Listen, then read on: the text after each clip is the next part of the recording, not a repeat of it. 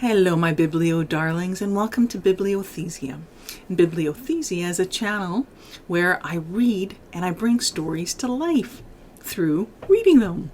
So in case we haven't met before, my name is Mally, and today I'm going to be reading you a story called The Prince and Sticky Hair. And before we get to the story, let's remind our bodies that we're safe right now. And how are we going to do that, you might ask? Through a deep breathing exercise and through my sharing some jokes with you. So with that, what we're going to do is what's known as a 4-4-8 deep breathing exercise. We're going to pretend we have a balloon inside our tummy, and every time we take a breath, we make our tummies bigger. And then we're going to hold the breath for 4 counts. Then we're going to blow out like we're blowing out birthday candles for 8. So are you ready? Get that pretend, sorry, I'm mixing things together. Get that pretend balloon in your tummy and make it bigger by inhaling for 1, 2, 3, and 4. And now hold the breath for Now exhale out for 8.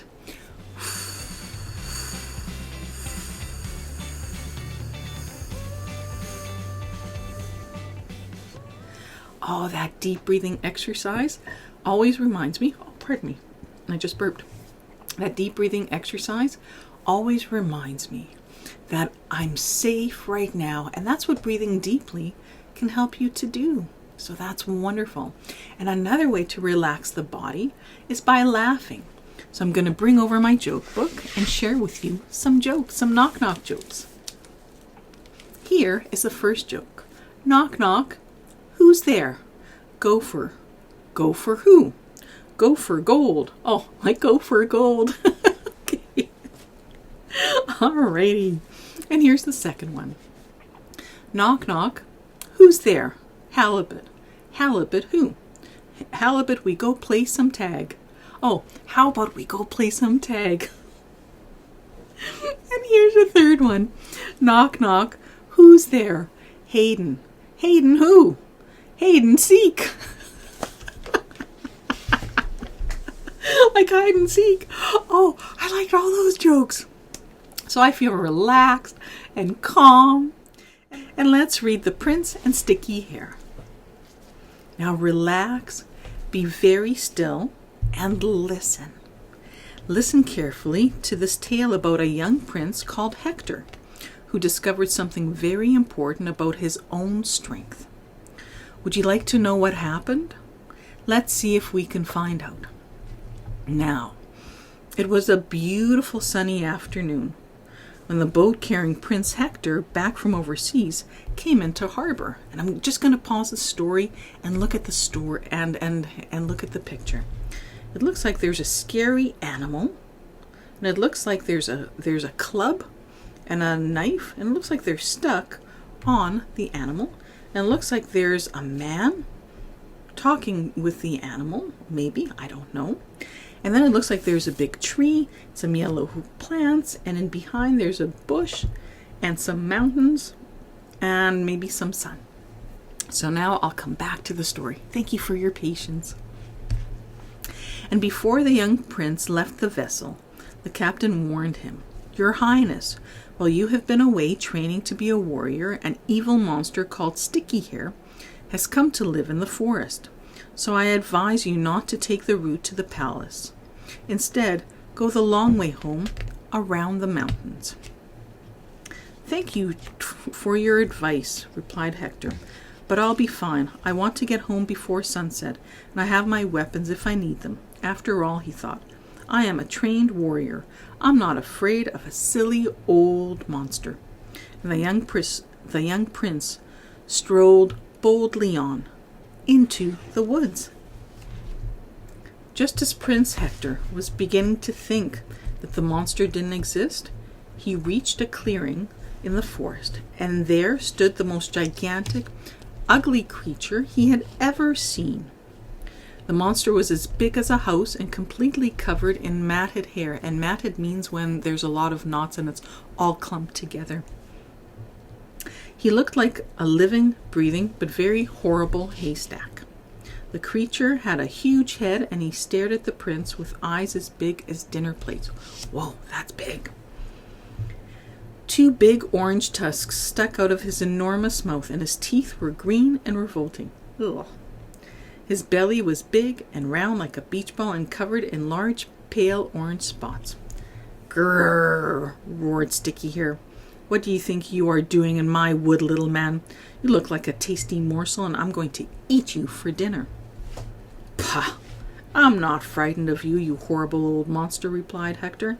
I'm a warrior. I can easily defeat you with my sword. I dare you to fight me. Swiftly as the wind, the prince leapt forward and thrust his sword at the monster. But to his surprise, it just stuck to the creature's sticky hair. So the prince left his sword there, quickly rolled out of the way, got to his feet, and grabbed his bow. Twang! Twang! Twang! He shot arrow after arrow at the monster, but like the sword, each one just became tangled in his sticky hair. The prince was astonished, which means shocked or surprised, like, ha ha ha, loomed Sticky Hair. You're very funny, little man. You'll never beat me. Then he shook himself from his ugly head down to his big smelly toes, and all the prince's arrows dropped down to the ground. Hector now had only his club left for protection, so he swung it at Sticky Hair with all his might. But it, too, became caught in the monster's hair and was pulled from the prince's strong grip. I'm not defeated yet, he shouted. My weapons may be useless, but I'm young and strong, and I'll fight you with my fists, he cried as he ran and leapt on the monster and got firmly stuck. Even now, as Prince Hector dangled from the creature's sticky hair, he continued to act fearlessly, so much so that the monster started to wonder exactly what gave him such courage. Why are you not frightened of me, little man? I could gobble you up in a snap and a crack, he threatened fiercely. Still hanging from the monster's tangled hair, Hector was busy thinking about what to do next. All of a sudden it came to him. He realized that he would have to use his brains to outwit the creature instead of his weapons. So he shouted up to Sticky Hair. I'll tell you why I'm not afraid of you. My skin is coated in poison. So if you eat me, you'll die. I dare you to eat me. Sticky Hair didn't believe Hector at first, but the more the prince insisted, the more worried the monster became. I'd like to eat him, but I can't risk getting poisoned, he muttered. Reluctantly, he pulled the prince from his matted coat and set him on the ground unharmed. Well, fearless little man, you've convinced me you're telling the truth, and I don't want to die. So I suppose I'll have to let you go, he said grudgingly. Hector was delighted. Not only had he outwitted the monster and saved his own life, but he had also learned an important lesson that the most powerful defense had been inside him all along: his intelligence, not his strength or his weapons. Looking up into the monster's big eyes, the young prince said, I'm very grateful to you, Sticky Hair, not just for releasing me, but also for teaching me that I don't have to fight to be brave, strong, and clever. Would you like to know my secret? If you promise not to eat me, I'll tell you as a reward for sparing my life. Surprised, Sticky Hair agreed, although the monster had never been defeated until that day. He had always been frightened of people. In fact, he had only attacked people to stop them from attacking him. But now the creature was eager to learn to be fearless, like Hector, so he let the young prince become his teacher and friend. And the strangest thing happened. The more Sticky Hair learned how to use his brain, the less he felt the need to harm others. Using his intelligence brought the creature great happiness, and gradually he was transformed from a scary, lonely monster into a friendly forest giant. Prince Hector let all the local people know that the monster had completely changed, and gradually they became his trusted friends, bringing him food and living with him in peace and harmony. And the new eager to please Sticky Hair repaid their kindness by protecting them and guiding travelers safely through the forest. So what is the lesson or moral of this story? Sometimes it feels like there's no option but to fight our way out of a difficult situation. A wise person knows that it's their intelligence, not their physical strength, that will help them to win in the end. If let's say a person bumped me, and if I only knew how to handle things by hitting, then I would go and punch the person or bump the person back.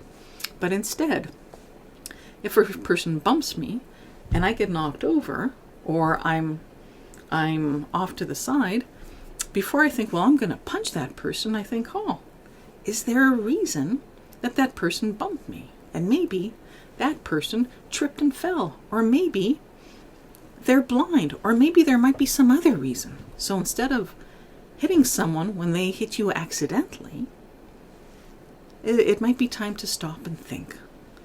And one of the best ways of stopping and thinking and having that ability to pause and stop and think is to take a deep breath.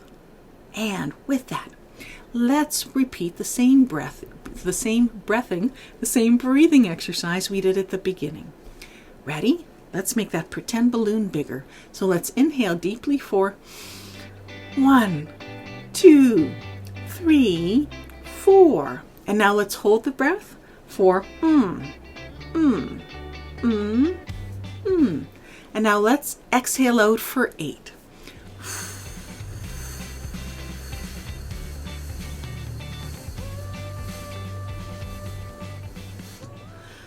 Oh, doing that deep breathing exercise makes me feel calm.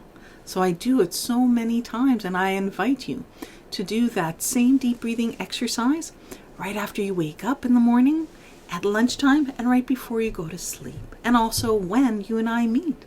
And to do it over the next month, over the next 30 days. And now, also to help your body relax, I'm going to share with you some jokes. So here are 3 knock-knock jokes for you. Knock, knock. Who's there? Heavy. Heavy who? Have you ever been to New York City? Oh, have you ever been to New York City? That's good.